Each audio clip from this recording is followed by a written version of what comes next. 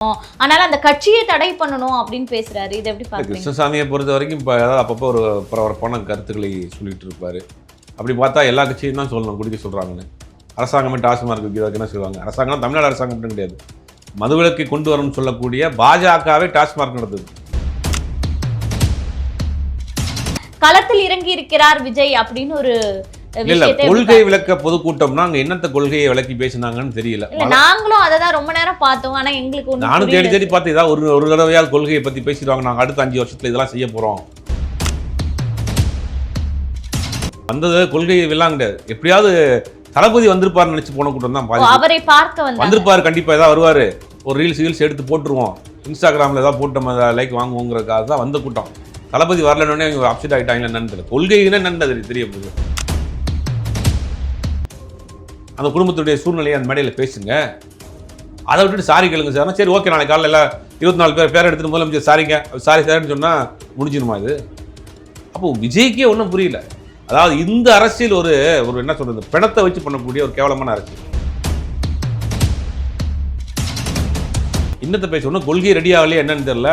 கொள்கை விளக்க பொதுக்கூட்டத்தில் நானும் தேடி தேடி பார்த்தேன், ஒரு இடத்துலையாவது கொள்கை விளக்கி ஏதாவது பேசியிருப்பாங்கன்னு பார்த்தா ஒன்றும் கிடையாது. 3 பேர் பேசினதுமே ஒருத்தர் வந்து நான் குரான் மேலே சத்தியம் பண்ணுறாங்கிறாரு, ஒருத்தர் வந்து முதலமைச்சர் ஏன் கவர்மெண்ட் ஆஸ்பத்திரிக்கு போலங்கிறாரு, ஒருத்தர் சேர கீழே வைக்க பண்ணுறாரு. தமிழ் தேசியங்கள் நிறையா இருக்குன்னு வச்சுங்க. தமிழர்களுக்கான பிரச்சனையை பற்றி தமிழ் இன்னைக்கு ஏதாவது பேசியிருக்காரா? மத்திய அரசு கொண்டு வந்தக்கூடியதா? ஒரே ஒரு சாம்பிள் சொல்லுவோம்.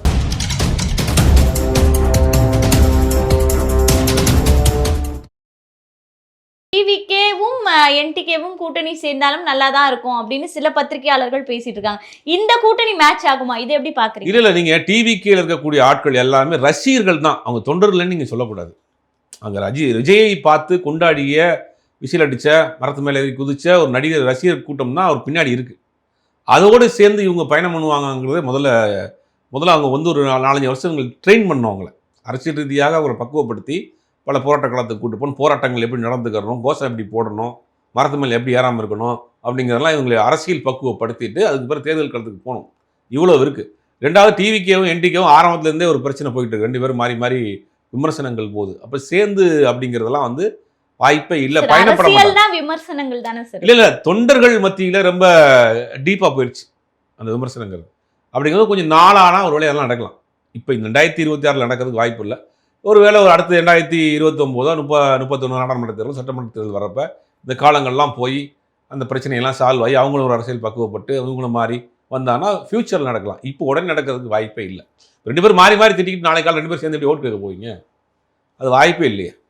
இன்னொன்று, இப்போ ஒரு 2 நாட்களாக வைரலான விஷயம், அந்த கிருஷ்ணசாமி பேசியது மீண்டும் வைரலாயிருக்கு. என்னன்னா, சீமான் அவர்கள் வந்து இளைஞர்களை வந்து குடிக்க சொல்றாரு, நாங்கெல்லாம் படிக்க சொல்றோம், அதனால அந்த கட்சியை தடை பண்ணணும் அப்படின்னு பேசுறாரு. இதை எப்படி பார்க்குறீங்க? கிருஷ்ணசாமியை பொறுத்த வரைக்கும் இப்போ ஏதாவது அப்பப்போ ஒரு பரபரப்பான கருத்துக்களை சொல்லிட்டு இருப்பாரு. அப்படி பார்த்தா எல்லா கட்சியும் தான் சொல்லணும் குடிக்க சொல்றாங்கன்னு.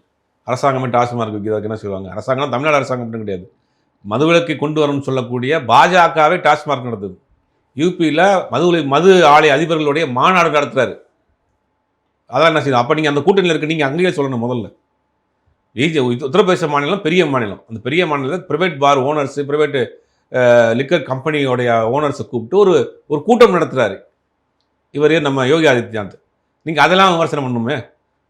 அப்போ பாஜக ஆளுகிற மாநிலங்களே மதுக்கடைகள் இருக்குது, பக்கத்தில் இருக்கக்கூடிய பாண்டிச்சேரியில் இருக்குது, பாஜக கூட்டணியில் தான் இருக்குது. அப்போ அதையெல்லாம் சொல்லணும், விமர்சனம் பண்ணணும். இப்போ தனிப்பட்ட முறையில் இவர் விமர்சனமாக தான் நான் பார்க்குறேன். ஏன் திடீர்னு இப்போ ஏடிஎம்கே அழைப்பு விடுத்தாங்க சீமானுக்கு, அது ஒத்துக்கலன்றதால இப்படி பேசுகிறாரோ? இருக்கலாம், ஒருவேளை அப்படியா கூட இருக்கிறதுக்கு வாய்ப்பு இருக்குது. ஏன்னா அந்த கூட்டணியில் அவர் இருக்கிறாரு, அந்த கூட்டணியிலே அவர் ஒரு முரண்பட்டு தான் இருக்கிறார். தேர்தல் வரைக்கும் அவர் இருப்பாரா இல்லை அங்கே வெளியில் போவாராங்கிறது தெரியல. பட் ஒருவேளை அங்கே கூட்டணியில் இருக்கிறதுனால கூட்டணிக்கு வரமாட்டேன்னு சொன்னதுனால அவர் விமர்சனம் பண்ணியிருக்காரான்னு தெரியல. சரிங்க சார். இப்போ வந்து தொடர்ந்து டிவிகே வந்து பார்த்தீங்கன்னா ஒரு போராட்டம் பண்ணாங்க அஜித்குமாருக்காக, ஜஸ்டிஸ் ஃபார் அஜித்குமார்னு. 2 தினங்களுக்கு முன்னாடி சேலத்தில் வந்து பார்த்தீங்கன்னா கொள்கை விளக்க பொதுக்கூட்டம் அப்படின்னு சொல்லிட்டு ஒன்று நடத்தினாங்க. அதில் பல அலப்பறைகள் நடந்தது. இது எப்படி பார்க்குறீங்க?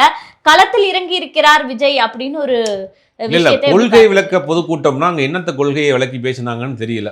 நாங்களும் அதை தான் ரொம்ப நேரம் பார்த்தோம். ஆனா எங்களுக்கு நானும் தேடி பார்த்து ஏதாவது ஒரு தடவையாவது கொள்கையை பற்றி பேசிடுவாங்க, நாங்கள் அடுத்த 5 வருஷத்துல இதெல்லாம் செய்ய போறோம், இத்தனை பேருக்கு வேலை வாய்ப்பு உருவாக்க போறோம், கல்வி முறையில் மாற்றத்தை கொண்டு வர போறோம், நான் வந்து பொருளாதார ரீதியாக இதெல்லாம் செய்ய போறோம், எங்களுடைய நிதிநிலை பட்ஜெட் இப்படி இருக்கு, வேளாண் பட்ஜெட் இப்படி இருக்கு, வேளாண் திட்டத்தில் புதுசாக திட்டங்கள்லாம் வச்சிருக்கிறோம், கல்வியில் புதுசாக மாற்றத்தை கொண்டு வந்திருக்கோம். கடந்த 50 வருஷத்துல இந்தியா முழுவதும் இன்னைக்கு வந்து பல மாநிலங்களை காட்டிலும் தமிழ்நாடு வந்து எல்லா வகையிலும் முன்னேறி மாநிலமா இருக்கு, இதை விட நாங்கள் அடுத்து பெட்டரா பண்ண போறோம் அப்படின்னு எதாவது பேசியிருப்பாங்கன்னு தேடி தேடி பார்த்தா ஒருத்தனையும் காணா, பூரா தலையில சேர தூக்கி வச்சுட்டு ஓடிட்டு இருக்கானுங்க. அப்புறம் பார்த்தா திடீர்னு பார்த்தா பெரியார கொள்கை தலைவரான்னு சொல்லிவிட்டு தேங்காயை வச்சு மழை நிப்பாட்டுறதுக்கு இங்கே பூஜை பண்றாங்க. அது ஒரு நடனம் வேற சார். அந்த பூஜை பண்ணிட்டு டிவிக்கேன்னு ஒரு பாட்டு பாடி நடனமானா மழை நின்னுடுமா? இல்ல அப்படித்தான் அந்த தம்பிகளுடைய நண்பிகளுடைய அதிகபட்ச புரிதல், அவ்வளவுதான். அவங்களை சொல்லி குத்தம் கிடையாது. அவங்க பூராமே ரசிகர்களாக வந்தவங்க தான். அது முதல்ல விஜய் வந்து இவங்களை வந்து அரசியல் படுத்தணும். ரெண்டாவது அரசியல் படுத்த தெரிஞ்ச ஆட்களையாவது கூட வச்சுக்கணும். அதுவும் கிடையாது. இந்த மேடையில் பார்த்தீங்கன்னா ஆதவர்ஜினா நேரடியாக பெருசாக அரசியல் அனுபவம்லாம் கிடையாது. டிவி இது பிசிகாவில் கொஞ்ச நாள் இருந்தார், அதோட சரி. அருண்ராஜ் ஐஆர்எஸ் ஏதோ ஒரு அரசு பதவியில் இருந்திருக்காரு, ரிசைன்மெண்ட் வந்திருக்காரு. உசி ஆனந்த் மன்ற நிர்வாகியாக இருந்திருக்காரு. நேரடியாக பல தேர்தலை சந்திச்சோ பல தேர்தலுக்கு பிரச்சாரத்தை பண்ணியோ யாருக்கும் அனுபவம் கிடையாது. இவங்க எல்லாம் போய் டிவிகே கொள்கையை விளக்க போகிறாங்கன்னு சொல்லி இவங்க 3 பேரும் போய் உட்காந்துட்டு இவங்க அவங்கள கண்ட்ரோல் பண்ணுறதுக்கே அவங்களுக்கு போதும் ஆகிப்போச்சு. இதுதான் டிவிக்கு. நம்ம தமிழ்நாட்டு மக்கள் பார்ப்பாங்களே, இவங்கெல்லாம் எம்எல்ஏ எம்பி ஆனால் என்ன செய்யுது? சேர தூக்கிட்டு போகிறவன், மரத்து மேலே ஏறணுன்றவன், தேங்காயை தூக்கி சூடம் காட்டுறவன்லாம் எம்எல்ஏ எம்பி ஆகிட்டா என்ன பண்ணுவீங்க? நிச்சயமா அன்னைக்கு போராட்டத்தின் போதே அரசினுடைய பல பொருட்களை சேதம் பண்ணிட்டு வந்தாங்க. இன்னைக்கு இந்த கொள்கை விளக்க பொதுக்கூட்டத்துல எல்லாருமே சேர தூக்கி தலையில வச்சிருக்காங்க. இது பார்க்கவே வந்து இந்த அரசியல் மாதிரி தெரியுது. மழை பெஞ்சிச்சு அதனால சேர வச்சிருக்காங்கன்னு வச்சுங்களேன். அது கூட மழை பெஞ்சிச்சு சேர தூக்கிட்டு போயிருக்கிறாங்கன்னு மழை நிப்பாட்டுறதுக்கு ஒரு வேலையை பண்ணாங்க பாருங்க. அதான் வந்து பயங்கரமான கண்டுபிடிப்பாரு. யார் செஞ்சாங்கன்னு தெரியல. இல்ல சார், ஒரு அரசியல் ஒரு கூட்டம், பொதுக்கூட்டம், மாநாடுனா அந்த கொள்கை ஈர்ப்பின் காரணமா தான் அங்க போயிருப்பாங்க. அப்போ வந்து இந்த மழை வெயில் எதையுமே பெருசுப்படுத்த கூடாது இல்லைங்களா? ஆனா அந்த இடத்துல எல்லாருமே சேர பிடிச்சது வந்து ஒரு அது பார்க்கவே ஒரு கோமாளித்தனமாக இருக்குல்ல. நீங்க அவங்க வந்தது கொள்கை எல்லாம் கிடையாது. எப்படியாவது தளபதி வந்திருப்பாருன்னு நினைச்சு போன கூட்டம் தான். அவரை பார்க்க வந்திருப்பாரு, கண்டிப்பா ஏதாவது வருவாரு, ஒரு ரீல்ஸ் எடுத்து போட்டுருவோம், இன்ஸ்டாகிராம்ல ஏதாவது போட்டு நம்ம லைக் வாங்குவோங்கிறதுக்காக தான் வந்த கூட்டம். தளபதி வரலன்னே அவங்க அப்செட் ஆகிட்டாங்க. என்னன்னு தெரியல. கொள்கைன்னா என்னன்னு தெரிய போகுது. கொள்கை விளக்க பொதுக்கூட்டம்னா இந்த கூப்பிட்டுக்கிட்டிங்கன்னா ஒன்றும் புரியாது. அப்போ அந்த கூட்டம் வந்து ரசிகர் கூட்டம் தான். அவங்கள சொல்லி குத்தம் கிடையாது, தப்பு சொல்லலை நம்ம. அவங்க அப்படி தான் இருப்பாங்க. அந்த வயசில் 18-19 வயசில் விஜய் ஸ்க்ரீனில் பார்த்து ஒரே பாட்டில் வந்து முதலமைச்சர் ஆறாரு, கொட்டுமலையில் செக்ரட்டரியேட்டுக்குள்ளே போவார், அடித்து பறக்க விடுவார், இதெல்லாம் பார்த்துட்டு அது அப்படியே கூட்டம் வந்தால் அதெல்லாம் ரியலாக நடந்துரும் நம்புகிற கூட்டம். அது அவர் திரையில் செய்ததெல்லாம் நிஜத்தில் நடத்திடுவாருங்கிற நம்பிக்கிட்டு இருக்க இல்லூஷன் சொல்லுவாங்கல்ல, அந்த இல்லூஷன்ல இருக்கிற ஒரு கூட்டம் தான் இது. அப்போ அந்த மாதிரி சர்க்கார் படத்தில் பார்த்தீங்கன்னா நேராக போவார், சிஎம் ரூம்குள்ளே வீட்டுக்குள்ளே போய் அடித்து எல்லாத்தையும் இது பண்ணிட்டு அங்கே இருக்கிற இதில் வந்து கையெழுத்து போட்டு வெளியே வருவார். அந்த மாதிரியான அதெல்லாம் நடக்கும். அது மாதிரி விஜயண்ணா வந்து எல்லாரையும் கூட்டு போய் சட்டசபையில் வந்து நாளைக்கு காலையில் எலெக்ஷன் நடக்காமல் உள்ள போய் உட்காந்துருவார் அப்படின்னு ஒரு நம்பிக்கிட்டு இருக்க ஒரு கூட்டம். எல்லாரையும் மொத்தமாக அப்படியே ஊர்வலமாக கூட்டு போய் அங்கே இருக்கிற முதலமைச்சர் வெளியில் போங்கன்னு சொல்லிட்டு இவர் சேரில் கால் மேலே கால் போட்டு அப்படி உள்ள உட்காந்து அப்படி கையெழுத்து போட்டுருவாரு அப்படின்னு ஒரு நம்பிக்கை. தேர்தல் இருக்குது, மக்கள் ஓட்டு போடணும், அதுக்கு கொள்கை இருக்குது, அது நீண்ட பிரச்சாரம் பண்ணணும், இதெல்லாம் அவங்களுக்கு தெரியாது. அது படத்தை பார்த்துட்டு வந்த கூட்டம் தானே, அதனால அவங்க அப்படித்தான் நினைப்பாங்க. இன்னொன்னு சார், விஜய் அவர்கள் அந்த ஜஸ்டிஸ் ஃபார் அஜித்குமாருக்கு 20 நிமிடம் தான் ஒரு போராட்டமே. அரசியல் களத்துல இது வரைக்கும் 20 நிமிடம் போராட்டம் பண்ணி ஒரே கட்சி இவங்கன்னு சொல்லலாம். இன்னொன்னு அந்த கொள்கை விளக்க பொதுக்கூட்டத்துல கூட விஜய் அவர்கள் கலந்து கொள்ளல. அப்புறம் எப்படி சார் அரசியல் வந்து மக்களிடம் 20 நிமிஷம் கொடுத்ததுக்கே பேரிகார்டெல்லாம் உடச்சுட்டானுங்க. பேரிகார்டு அந்த இருக்கிறதெல்லாம் அந்த அரசாங்கம் இதெல்லாம் வந்து ரோடில் இருக்கக்கூடிய அந்த டிவைடர்லாம் உடச்சு நொறுக்கிட்டு போயிட்டாங்க. 1 மணி நேரம் கொடுத்தா என்ன ஆயிருக்கும்? அது முக்கியமான ரோடு, அது பீச் ரோடு. அப்போ கவர்மெண்ட்டு போலீஸ்லாம் தெரிஞ்சுதான் எல்லா கட்சியும் மணிக்கணக்கில் நடத்துறாங்க, எல்லாருக்கும் பெர்மிஷன் கொடுக்குறாங்க. ஒரு போராட்டம்னா குறைந்து 1 மணி நேரமாக நடக்குது. ஏன் ஒரு நாள் முழுக்க நடக்குதே, மாநாடுகள் நடக்குது, டிவிசிகே மாநாடு நடக்குது, டிவிகே மாநாடு, என்டிகே மாநாடு நடக்குது, எல்லா கட்சியும் மாநாடு நடத்துறாங்க இல்லையா? ஒரு நாள் முழுவதும் ஆளும் கட்சியை எதிர்த்து பெரிய அளவில் மாநாடு நடத்துறாங்கல்ல, விமர்சனம் பண்றாங்கல்ல, எல்லா கட்சிக்கும் பெர்மிஷன் கிடைக்குது, எல்லாரும் ஒரு நாள் முழுவதுமாக நிகழ்ச்சி நடத்துறாங்க. நாம் தமிழர் வாரம் ஒரு முறை போராட்டம் நடக்கிறாங்க, கவர்மெண்ட் பெர்மிஷன் கொடுக்குது. திமுகவை அரசாங்கத்தை எதிர்த்து பேசுறதுக்கு பெர்மிஷன் கொடுக்குது, போராட்டம் ஆர்ப்பாட்டம் பண்றாங்க. இவங்களுக்கு 20 நிமிஷம் கொடுத்தாலே இந்த மாதிரி ஆயிருதுன்னு தெரிஞ்சுதான் இவங்களுக்கு 20 நிமிஷம் கொடுத்துருக்காங்க. அந்த 20 நிமிஷமே டிவைடர் எல்லாம் உடச்சி நொறுக்கி, நல்ல வேலைக்கு எனக்கு சண்டே நினைக்கிறேன், இல்லைன்னா மற்ற நாளாக இருந்ததுன்னா டிராஃபிக் ஜாம் ஆயிருக்கும். அப்போ அன்னைக்கு வந்து விஜயே 3 நிமிஷம் தான் பேசியிருக்கு.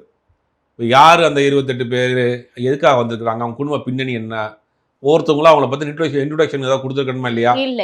எப்போ 28 பேர்ன்றாங்க, 24 பேர்ன்றாங்க. அந்த 24 பேர் எந்தெந்த வருஷத்துல எப்படியெல்லாம் சித்திரவதை பண்ணி இறந்தாங்க, அவங்கள பற்றி குடும்பம் இன்னைக்கு என்ன நிலைமையில இருக்கு, இவங்களுக்கு நீதி வேணும் அப்படிங்கிறத பற்றி டீட்டெயில்டாக பேசியிருக்கணுமா இல்லை? 21 பேர் 24 குடும்பத்தையும் மேடையில் ஏற்றி அவங்களுடைய ஃபீட்பேக்கை சொல்ல வச்சிருக்கணுமா இல்லையா? கண்டிப்பா.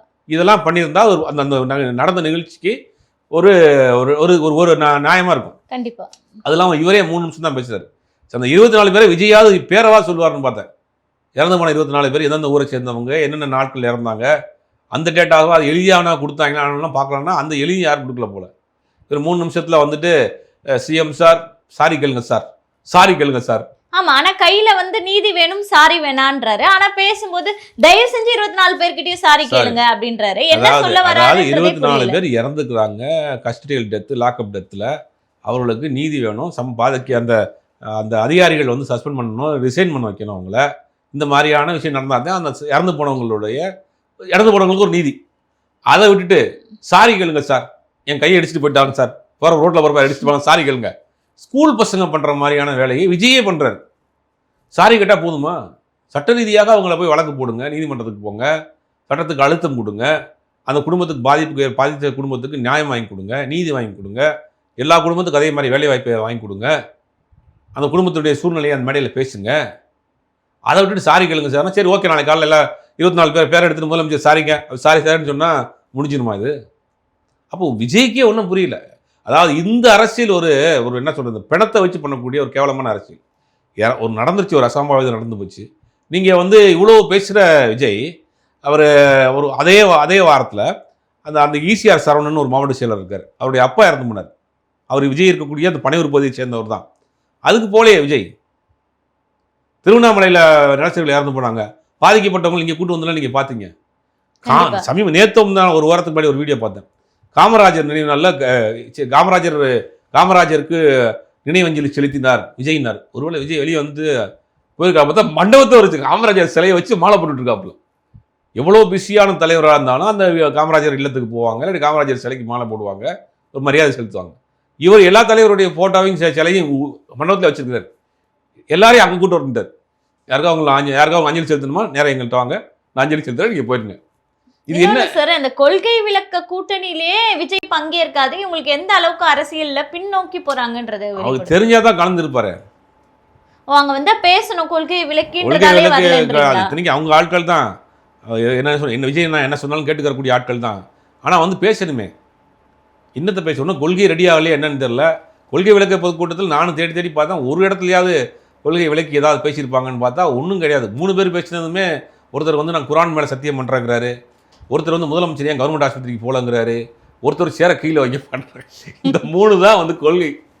ஏதாவது கொள்கையை பற்றி பேசியிருப்பீங்க, நாங்கள் ஆட்சிக்கு வந்து அதெல்லாம் செய்ய போகிறோம், இதெல்லாம் மாற்ற போகிறோம், இவ்வளோ பேருக்கு வேலை வாய்ப்பு கொடுக்க போகிறோம், இவ்வளோ நிதி நிலைமையை உயர்த்த போகிறோம், கடன் சுமையை குறைக்க போகிறோம் அப்படிங்கிற மாதிரி ஏதாவது பேசியிருப்பாங்க, ஒரு திட்டம் வச்சிருப்பாங்க, ஒரு பிளான் அப்படின்னா ஒன்றையும் காணும். இன்னொன்று சுற்றுப்பயணம் நான் மேற்கொள்ள போறேன்னு சொல்றாங்க ஆகஸ்ட் மந்த்ல. அங்கே போய் என்ன சார் பாசிபிள்? அவர் வருவாரா, இல்ல அதுவும் புஷி ஆனந்த் அவர் தான் செய்வாங்களா? முழுவதுமாக குளிரூட்டப்பட்ட ஒரு ஏசி பஸ்ஸை வாங்கி ரெடி பண்ணிட்டு இருக்காங்க.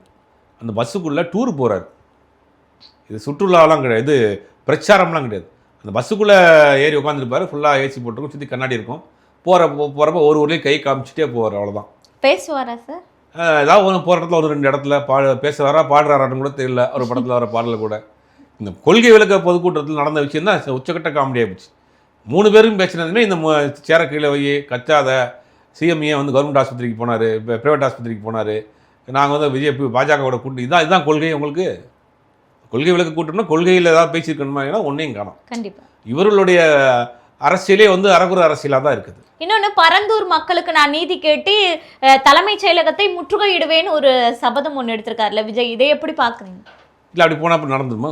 இந்த ப்ராஜெக்ட் என்ன ப்ராஜெக்ட்டு? இது வந்து மத்திய அரசு கொண்டு வரக்கூடிய ப்ராஜெக்ட். அது ஏர்போர்ட் விரிவாக்கம்ங்கிறது மத்திய அரசு கொண்டு வரக்கூடிய ப்ராஜெக்ட். நீங்கள் எங்கே முற்றுகையிடணும்?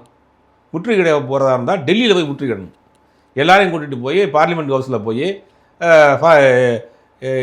ஏர்ஃபோர்ஸ் மினிஸ்டர் போய் நீங்கள் பார்க்கணும். அவரை பார்த்து இந்த ப்ராஜெக்ட் இங்கே ட்ராப் பண்ணுங்கள், எடுத்து தள்ளி வைங்க, வேறு இடத்துக்கு பண்ணுங்கள்.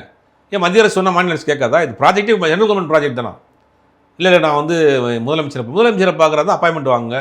மாற்று முகாமில் எதிரெதிர் விமர்சனம் டெய்லி விமர்சனம் பண்ணிட்டு இருக்க சீமான் போய் பார்க்குறாரு, அப்பாயின்மெண்ட் கொடுக்குறாங்க. ஆமாம், நீங்கள் போய் பாருங்கள், உங்களை யார் வேணான்னா. இல்லை நான் எல்லாரையும் கூப்பிட்டு ரோட்டில் நடந்து தான் போவேன் அப்படின்னா சினிமாவா இது? எல்லாரையும் 10 பேரை கூப்பிட்டு கொட்டுமலையில் பாட்டு பாடிட்டு எல்லாரையும் கூப்பிட்டு போய் அவங்க முன்னாடி கையெல்லாம் மடிச்சு விட்டு கையை தூக்கிட்டு அப்படி போனா ஓட்டு கிடைக்கும் நம்புறாரு அவரு. இல்ல அந்த அரசியல் சினிமாட்டிக்கான அரசியல்.